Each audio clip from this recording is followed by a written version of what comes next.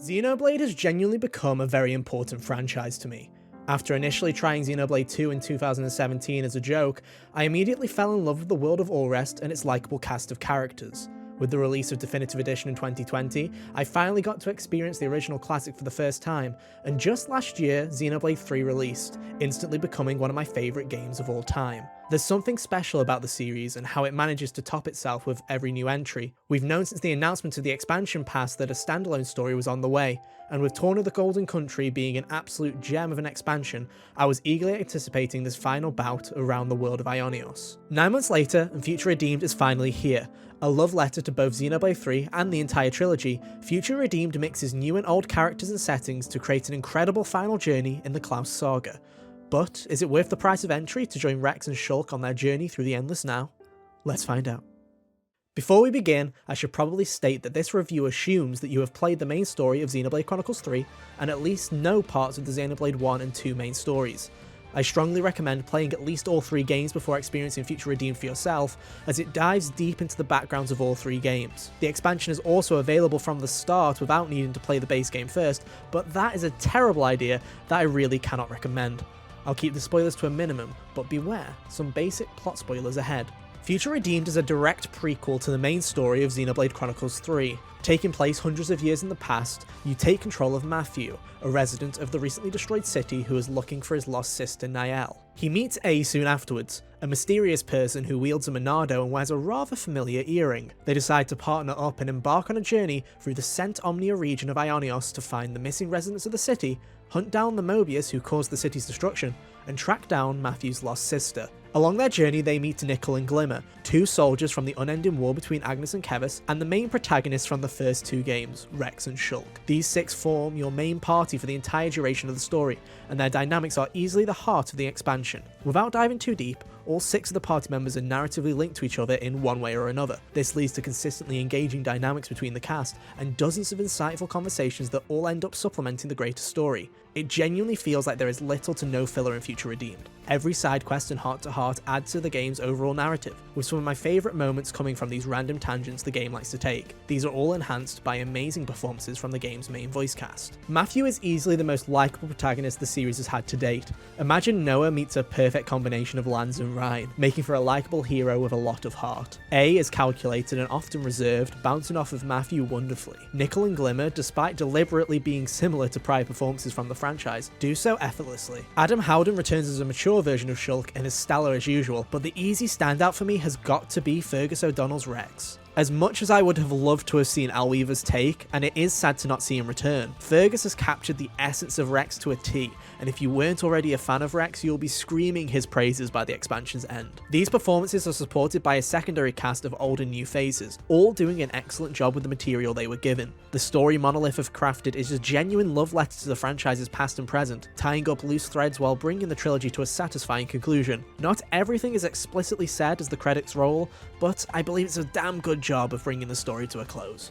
When it comes to the game itself, the gameplay of Future Redeemed makes a few little tweaks from the base game's exploration and combat to make a more succinct but enjoyable experience on the whole. Most combat encounters play the same as the base game, but as mentioned prior, the party has been reduced from 7 members to 6, removing the hero slot and leaving the 6 remaining party members with locked roles. It sucks that the custom role system from the original game has been removed, but the way that the characters can be customized still make them a joy to play. Matthew and Rex are your attackers, Shulk and Nickel are on defense, and A and Glimmer are your supports. Each one has a unique role not previously seen in the base game, and all mesh well together. Matthew uses his gauntlets to get up close and personal, A provides support and invulnerability with her talent arts, Glimmer provides support via field buffs and debuffs, Shulk and Nickel are your crowd control and take most of the heavy damage, and Rex swings his big swords like a Chad, dealing so much regular and critical damage you won't want to play any of the other characters and continue to spin around like a mad person to your heart's content. There are also a few added mechanics to make the more limited playstyle of Future Redeemed feel more flexible. Fusion arts now grant Ouroboros powers, granting additional abilities on top of the fusion. They are also joined by the addition of Unity combos. These are the replacement for the main game's Ouroboros mechs, which are single-use moves where 2 chosen party members team up to perform a deadly blow, which can be paired with a launch combo to deal serious damage. With all three pairings being accessible on the menu without switching characters, this can lead to a nice rhythm of juggling the enemy and using these combos, although the enemy would need to survive long enough to make this happen. A rare occurrence, as the expansion is one of the easiest Xenoblade experiences to date.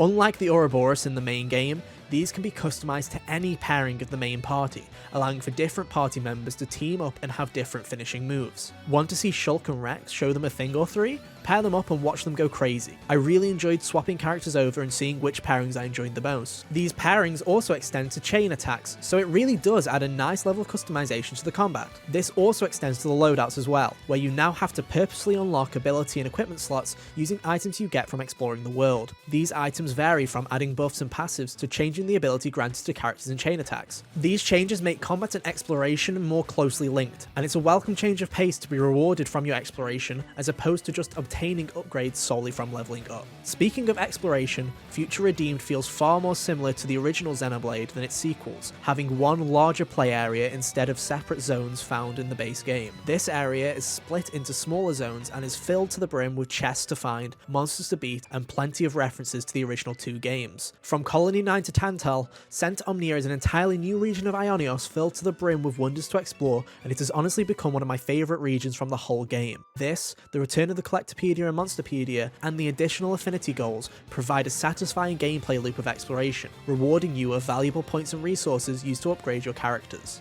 The community system last seen in Torna also returns, although this time it's entirely optional. Completing quests and talking to allies increases your community rank again, providing points that can be used to upgrade your skill tree. It's a nice and welcome re-addition, and the fact that it is rewarding yet optional takes away most of the issues that I had from Torna the Golden Country. All these systems pair nicely with the expansion's shorter runtime, around 15 hours, allowing you to gain most of the abilities and item slots you want by the end of your journey as long as you are willing to do a small bit of exploration. Presentation, just like in the base game, is some of the best I've seen on Nintendo Switch. I feel like Monolith have become wizards when it comes to working on Switch hardware, but I really want to give a massive shout out to the world design and music. The score and world really do feel a step above this time around. From the epic battle theme to the catchy overworld themes, the music is always on point here. This is matched with the excellent world design that, despite being smaller in scope, feels vast, grand, and full of secrets to find. Just like Xenoblade 3, Future Redeemed also features some incredible character designs. Shulk and Rex have never looked better, and the new character designs are truly some of Monolith's best to date. Monolith have really stretched the limits of the Switch hardware with this one, and if this is to be their last on the console, they have gone out on an astounding high. Xenoblade Chronicles 3 Future Redeemed is a heartfelt conclusion to one of the most influential JRPG series of the last decade.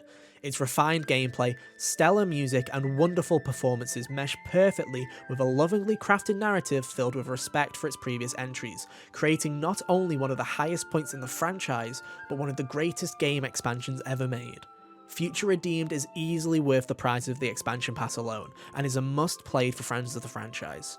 For those of you who have yet to experience this amazing trilogy of games, know that a stellar ending awaits you when you finally take the plunge into the endless now. Regardless of what Monolith Soft has planned for the future, with 3 incredible JRPGs, 2 excellent expansions, and a hand in some of Switch's most beloved games, they have easily cemented themselves as one of Nintendo's strongest developers of the past 10 years. I personally cannot wait to see what they create next, whether that is Xenoblade or something new, we'll just have to wait and see.